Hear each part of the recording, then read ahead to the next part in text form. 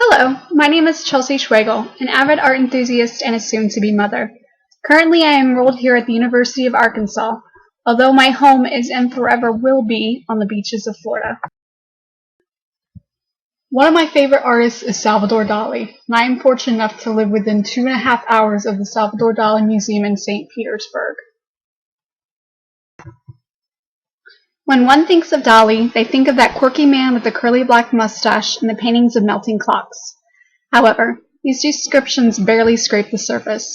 The piece I am going to discuss is one of Dali's most famous works of art, created after his involvement in the Surrealist movement, the Galaciadalacidesoxiribunucleicacid.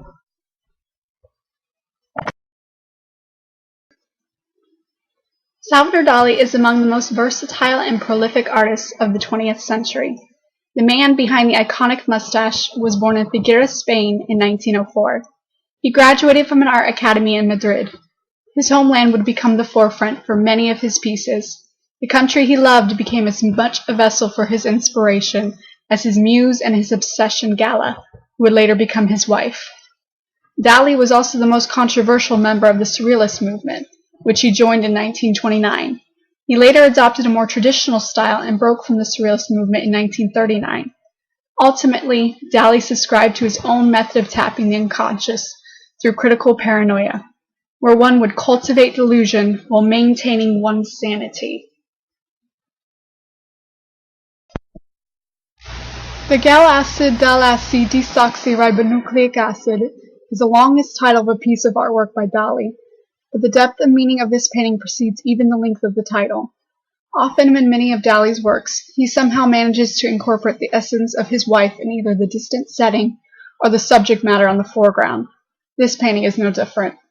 The painting's title is a combination of Dali's wife Dali and dioribonucleic acid.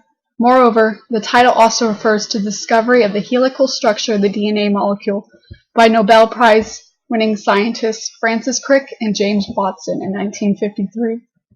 This molecule contains the genetic code of life, and in a note describing the painting by Salvador Dali himself, he states that the double helix is the only structure linking man to God.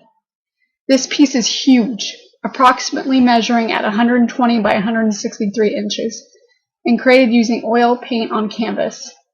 As with most of Dali's pieces, it is painted with incredible detail, which is rivaled only by a subject matter rich with symbolism.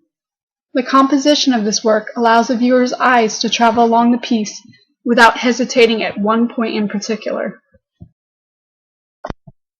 The golden soft palette choice of this painting almost seems to make the subjects glow, as if we are in the presence of the divinity.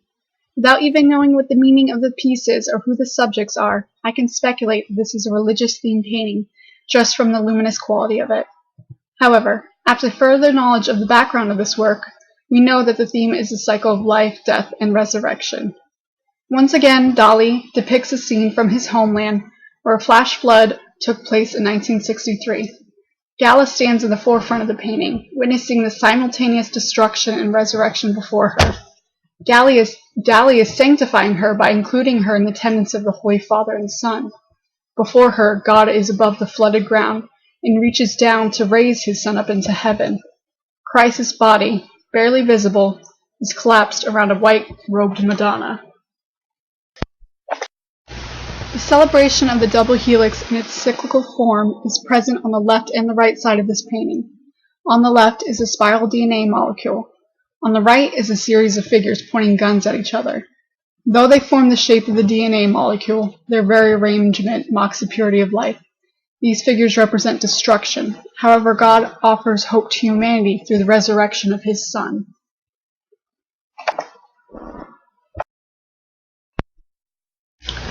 I chose to evaluate this piece because I fell in love with it nearly 9 years ago when I first visited the museum. One could never argue that Dali was not only proficient in technical skill, but he presented his thoughts, his fears, and his passion for the world to see. His dreams were revealed with every brushstroke. We can strip away the beautiful details of any of his pieces and know that he was just a man using symbolism to cloak his madness. I am not a religious person, although I will always gravitate towards art with religious themes.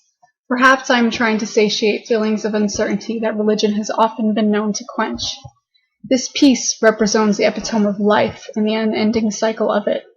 We are all doomed from the moment we are born. We are bred to die, but through life we find redemption. Because I am not particularly religious, I believe humanity finds purpose and meaning in creation, whether through creating art or becoming the vessel of new life. Much like this painting, we stand on the brink of our own inevitable destruction, but through creating ourselves, we are saved.